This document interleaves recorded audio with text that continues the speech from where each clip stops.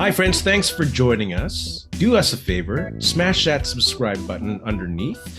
Benny, where can they find us on social media?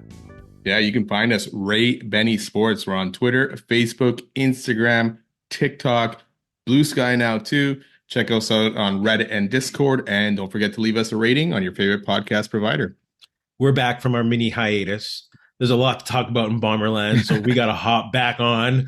So we got some Bomber Talk brought to you by Fahrenheit Airbrushing. It's a holidays. Check them out for some good Christmas holiday present ideas. Stand out on the ice, pavement, field, or in the stands with a custom airbrushed helmet, goalie mask, or any project.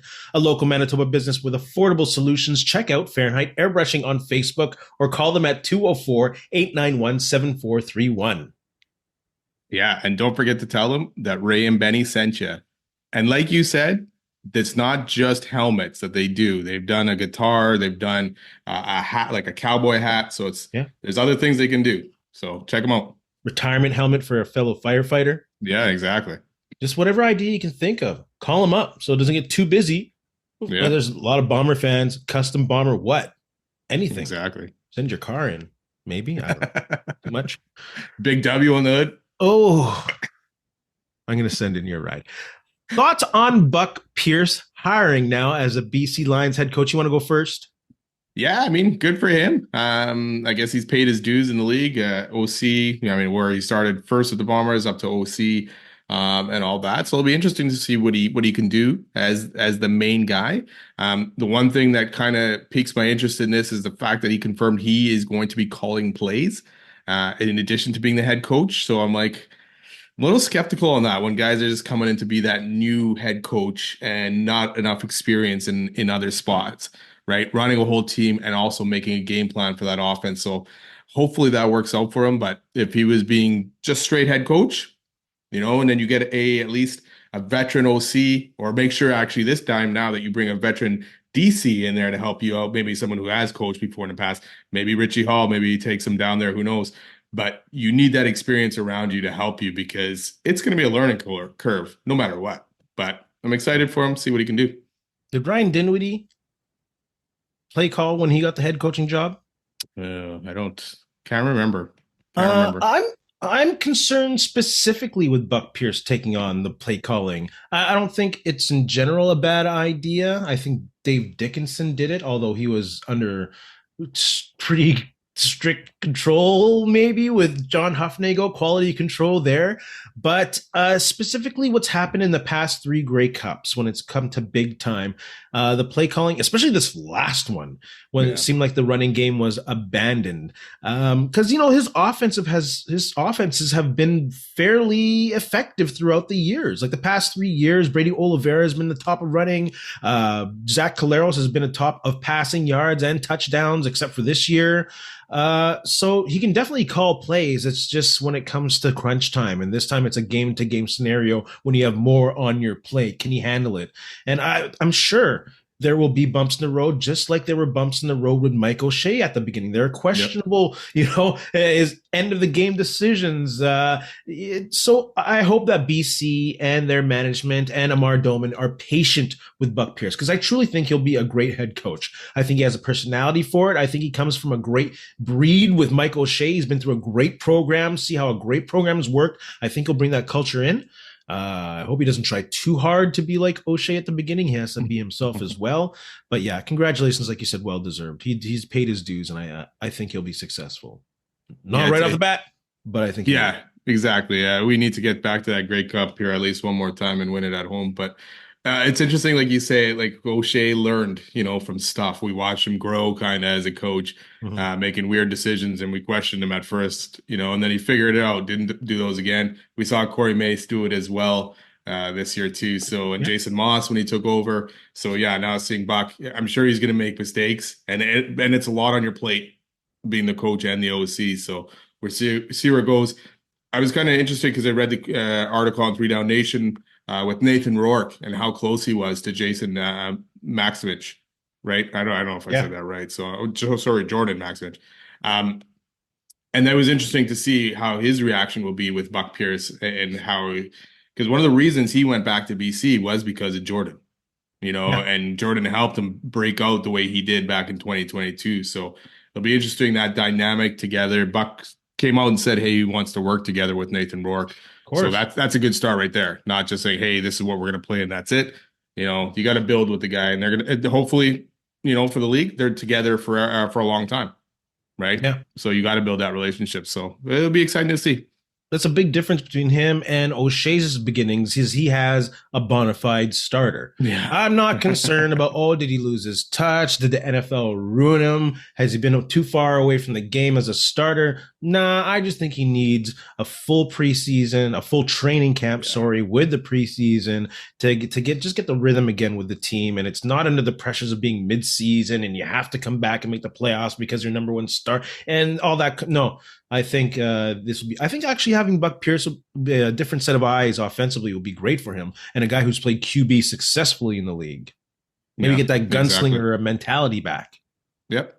And it'll be interesting to see what BC does. Do they go all out trying to win it next year, or do they kind of take a little step back and build for a longer term instead of trying to win? Because they were close, right? They've been close for the last few years to winning Yeah, this thing. So I mean, not that they're going to tear it down completely, but maybe no, they they just don't can't. go and sign everybody. They're veteran guys. Maybe they step back a little bit and say, hey, let's build this. But Buck Pierce already says he got to sign McInnes and Betts. yeah, So well, yeah, those are you your two definitely big ones want. right there, and stand back. Exactly. Yeah, those guys are still young, so you definitely want to keep those guys around. Well, sorry, Betts is still pretty young, so Yeah, I mean he's even getting up there. yeah. Who then, with Buck Pierce gone, would be your first choice for Bombers OC? Anyone who's seen me online knows that I'm all in with Jarius Jackson. I just really like how he handled the offense in Edmonton, especially coming out of the first third of the season with Chris Jones involved. He also had to deal with rotating QBs, and I guess that would be his number one criticism, maybe in that decision of who he's playing when, who he's going to ride. That wasn't very clear, but when you have a number one like Zach Caleros, that's not even going to be an issue. He had the second best running game in the league with a rotation of running backs with Brown, Leak, and Rankin. And of course, he had Trey Ford's legs that he can use. He won't have that, but he has Brady Oliveira. And I like that he really likes to use his running game. Even with McLeod Bethel Thompson, he was leaning on that running game. So, and I also think the Bombers pushing to win a cup at home, they can't be experimenting with a rookie play caller. And compared to other candidates right out there, I think Jarius Jackson is the fit right now because there's Mike Miller, the QB coach from the Argos, this Lionello guy, the Al's receiver, and actually Pete Costanza. I might even talk myself into Pete Costanza because he was a former bomber coach, former running back coach in 2021. He knows the lay of the land. He knows the culture. He was a passing game coordinator in Toronto. He might actually be a better candidate than Jarius Jackson. But any which way, I'm gonna go with Has he Jerry. been an OC before? No, that's the thing. He'd be a Yeah. first-time OC, and you really have to depend on what he learned from Ryan Dinwiddie because he was I guess, the number two, pretty much as a passing coordinator. So, Did he get fired this year, or am I thinking of someone else? Costanza. Who am I thinking of? No, the Hamilton special teams guy. Never mind. Oh, okay. So Yeah, yeah, I was thinking. I think. Yeah, never mind.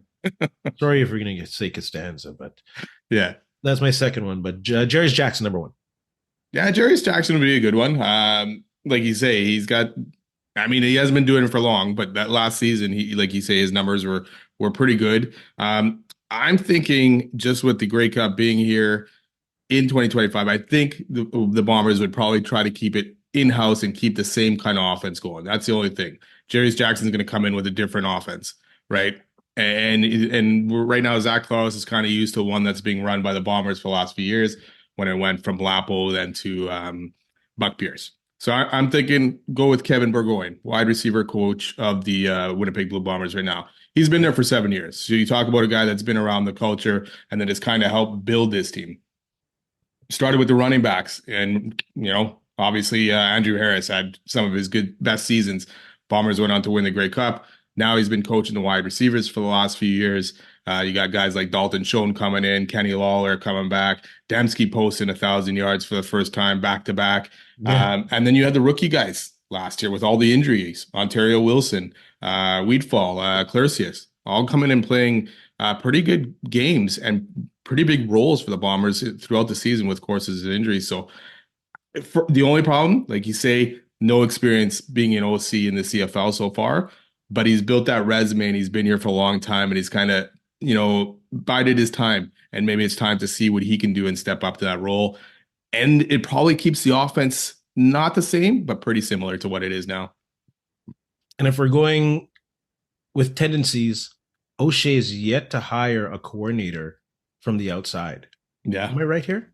Right. Yeah. Because Lapo was his first. No, not Lapo wasn't his first. He had the incoming offensive coordinator, which he took on, which was a nice guy move. So then he brought in Lapo. Then it went to Buck Pierce. He had Richie Hall come in. Then it was Jordan Younger that was promoted from within. So Mike Miller to special teams. Yes, exactly. So yeah, like you say, maybe not at the beginning, but in the last few years, it's definitely been kind of in-house stuff, and keeping that culture the same. So it'll be interesting. It'll be interesting to see what they do. But yeah, they got to get it right though, right? Because you got the Grey Cup here.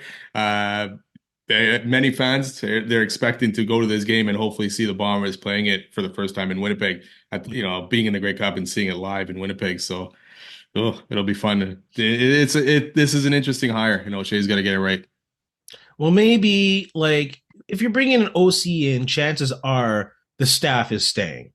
Yeah, I think O'Shea would be a champion for the staff of the guys who are there. So maybe that would be a bridge with Jarius Jackson. You keep a lot of the old lingo. He can, during the offseason, meet with the coaches. They can coach him up on the lingo, and he can bring some of his ideas and kind of, bring it come training camp any which way. Lots of time. That's the interesting thing about the CFL. You don't the cap, right? So you can't just get rid of some of these guys and clean house, if they're still under contract and bring in new guys, because then the cap's gonna play a factor into this all, right? So you gotta probably keep a decent amount of guys still sticking around. Like Richie Hall's, he's still under contract, right? I don't. Because did he have to get permission to go talk to Ottawa? Yeah. So I'm sure he's making some decent money himself there. So. Interesting. Another Bomber staffer gone, this time to the Hamilton Tiger Cats, Ted Govea. Thoughts on that? Great for Ted, bad for us. Just instrumental in building a Canadian core, and great for Hamilton as well. When you have talent like Terrell Ford and Retta Cramdy, Jewel Latarski, Brady Oliveira, Tanner Cadwallader, Gabe Wallace, such a solid foundation over the years.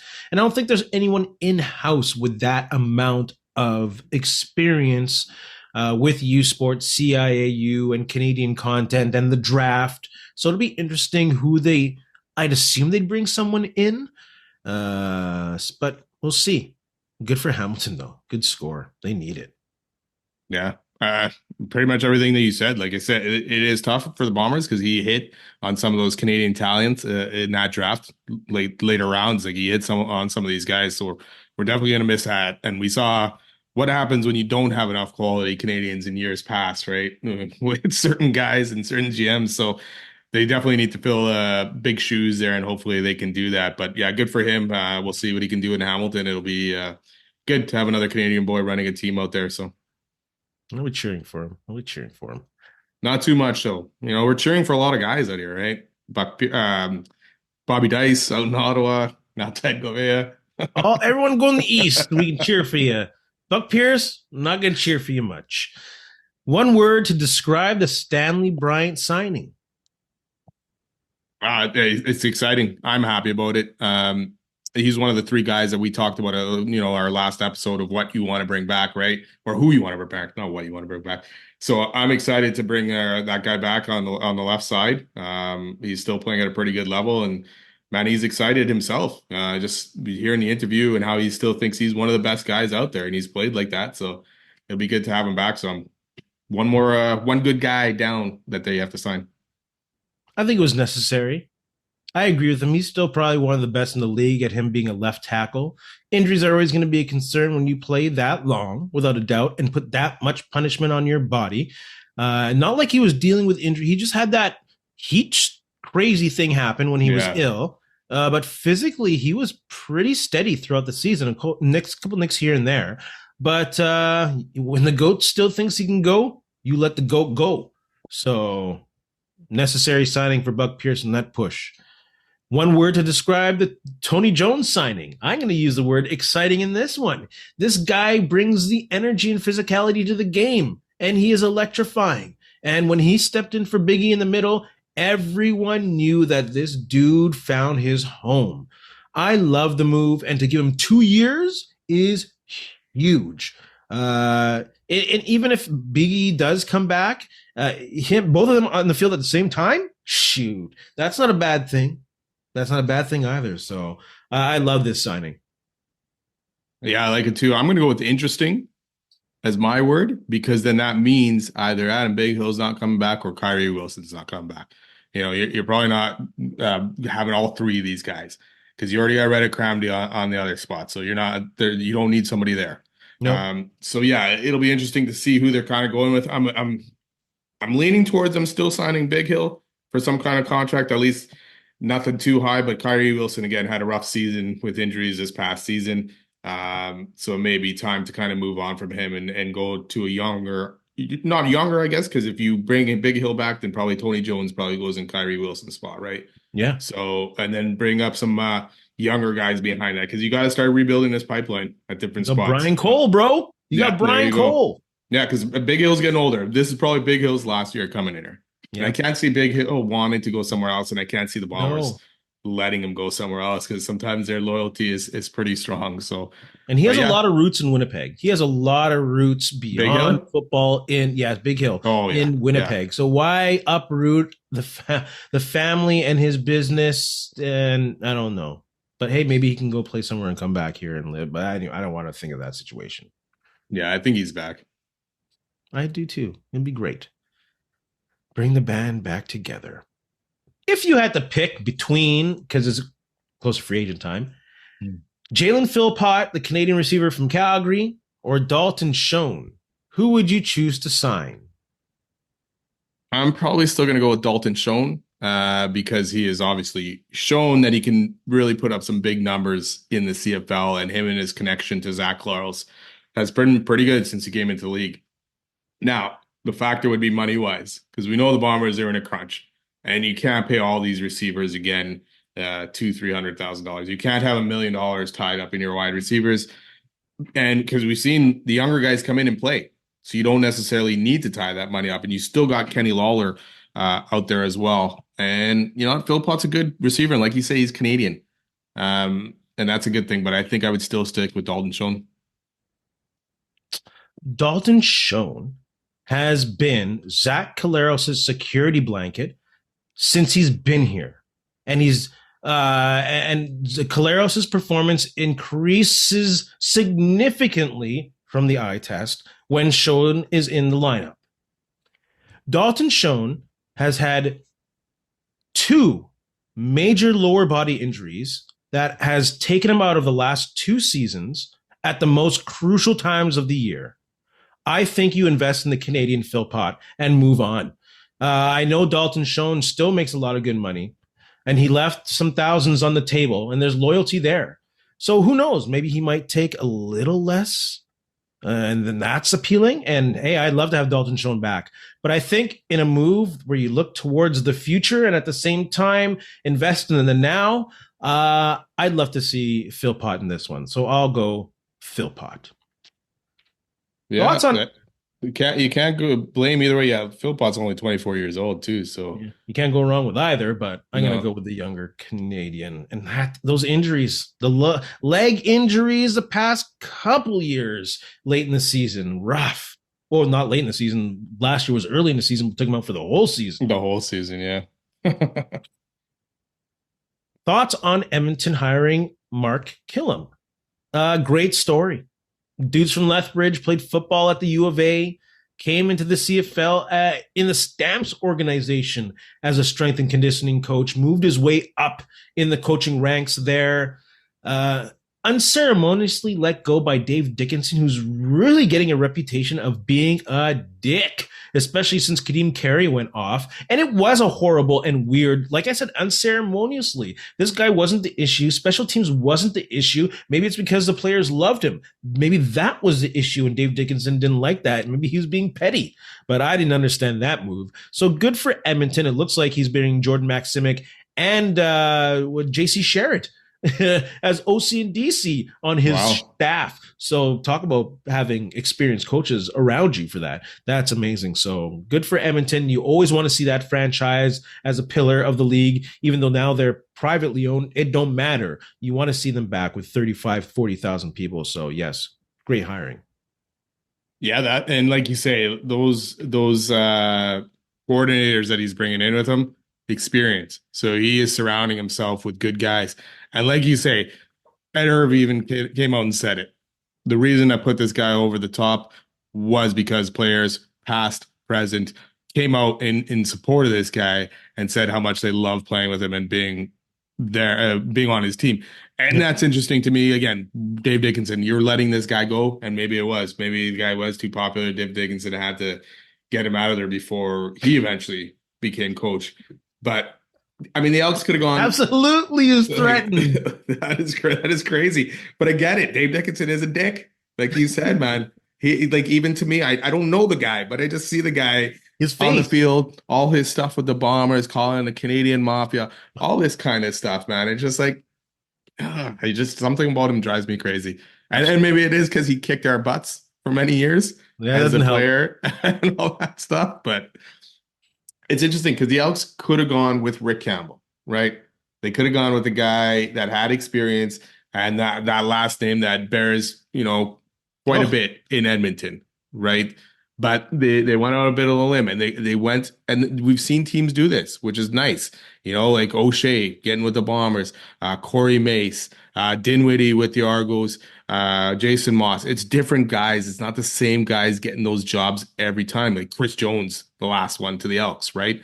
So I like this. The CFL is kind of getting some new blood as head coaches. Yep. And yes, these coaches, other coaches are still around. Richie Hall, all these guys, they're still in the league, which is good.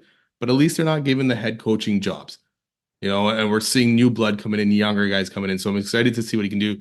And like you say, he's been in the CFL for a long time. And he's been up for jobs before and hasn't gotten them. So congrats to him, and we'll see what happens.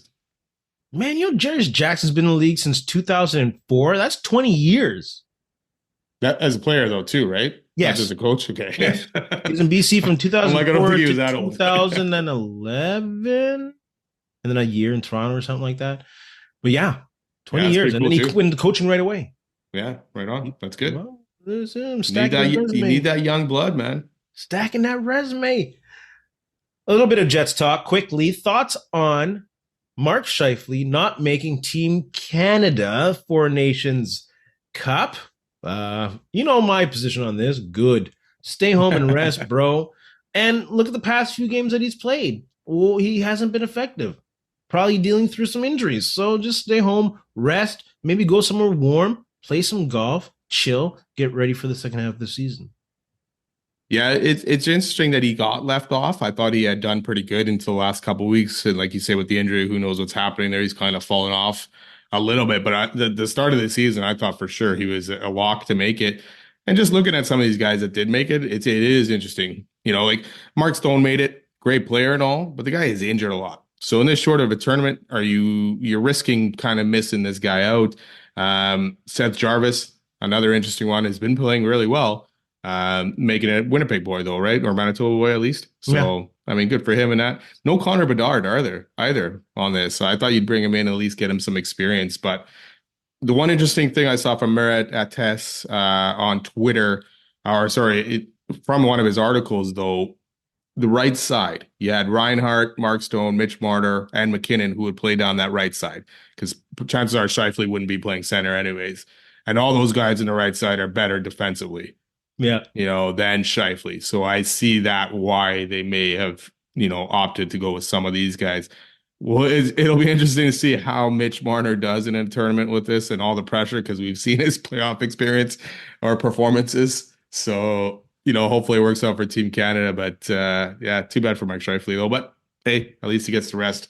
We already got Hellebuck that's going to play more games than he needs to already over there. Man, I am not interested in this tournament at No, all. no. Four teams, what do they do? Well, I didn't look at the format. They play each other once. Then what? One versus four, two versus three in the semis? Yeah. Or does no one get eliminated? I And guess I I should get look that it. up. I get it. There's conflict and I get the politics of the world, but it's really hard to watch what's supposed to be an elite hockey tournament without that country. Yeah. And you know what? Even the other countries that you know are not going to win it, it's always cool to see because one of them is going to at least have an upset, right? Yeah. You got Germany, you got no Draisaitl in this, right? Germany. No Denmark, no Ehlers. Obviously the country you alluded to, and then there's a few other players that are No just don't Alex have a chance. Ovechkin. No Alex Yeah, Ovechkin. exactly. At least Line made Sweden. That'd be cool to see. No He scored a goal Yager in too. Czech. Wouldn't that be cool if he played on the Czech team? He could totally make it. Yeah, he's still going right now, isn't Wouldn't that he? be awesome if he came back for that tournament and just smoked everyone? Oh, that would be Isn't he still playing in Czech Republic right now? I think he just retired officially Czechia? this year. Sorry, I think I said that wrong. So yes, that's true. I think. Yeah. Yeah. Why? Okay. So the Jets played Nemestikov at center on line one.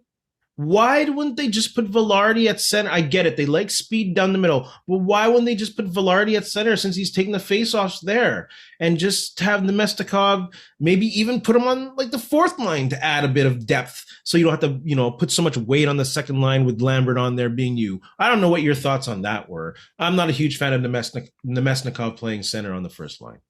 I agree with you on that actually. And like you've always talked about, and one of your things is Vilardi, put him at center. And I always said, no, no, no. So now he's been doing it basically with Scheifele hurt. And he's been doing a good job at it. It's been fine. I know the line is not as potent as they were 2-3 weeks ago.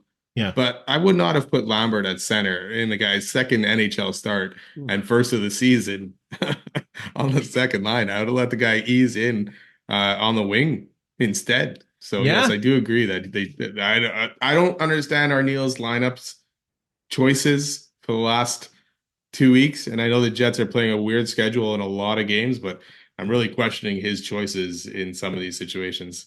But you can't bump Perfetti off the second line. No, but if you could that's why I think Nemestikov maybe in the fourth line. But I don't know. Couldn't Lambert go left wing on there? Because there's no Ehlers, right? Ehlers was out. Oh, that's right. Yeah. So it's not like you'd bump him down. He'd just right. be on the left wing or instead of the right wing kind of thing, right? So dang. I don't know. Logan Stanley in. I don't know. Oh, what is going on? I've never seen a team's fan base so right and an organization so wrong. I don't get it. It's funny to watch this stuff bear out over social media and all that stuff. You got 9 out of 10 people saying sit Stanley, and then you got the one guy defending Stanley. But it's just like, and then Arneal coming out saying, hey, he's still developing. Come on, man. He has to be in the top 6 to get better rather than the press box. What? But how much time are you going to give him for this? Like, he's older than Vilardi. Isn't he older than the whole second line or something like that? Yeah, maybe not Ehlers, but right. But he's definitely older than Perfetti. He's older than one of those lines, and it was like, what? He's older than Perfetti. He's older than Vilardi. It's and then you got guys like Jonathan Kovacevic who are freaking playing wicked out in New Jersey. Yeah, people gave up on him after he got traded for a fourth rounder, but now he's back up and at him. Yeah. And it's just like you let that go to hang on to Logan Stanley, and I don't get it. Like, you have to have seen at this point if this guy's going to make it or not. And I don't know if this is Cheveldayoff's infatuation with the guy or maybe Chipman's calling the shots, but it's crazy that all these coaches are still giving this guy an opportunity. Like, I'm pretty sure they put the feelers out for trades, and they probably got Jack Garbage offered back. Take it, though. Take it. Take that 6th rounder. Take a 7th. I don't know, man. Gosh, Logan, you gotta move on at some point from this, and I know, that but this guy's not going to make it. At the same time, he is 6'7". He is. Can't take that away from him. Benny, you have anything to say to our friends? You know what? Just thanks a lot for listening. Don't forget, subscribe, follow. Again, we got some merch out there. Check it out on social media if you're interested in anything. Drop us a line. Have a good one. And in the words of LeVar Burton, we'll see you next time. Hey, friends and neighbors, don't forget to check us out online on Facebook, TikTok, Instagram, and Twitter at Ray Benny Sports. And don't forget to check out our YouTube channel. Leave a like, leave a comment, tell us what you think.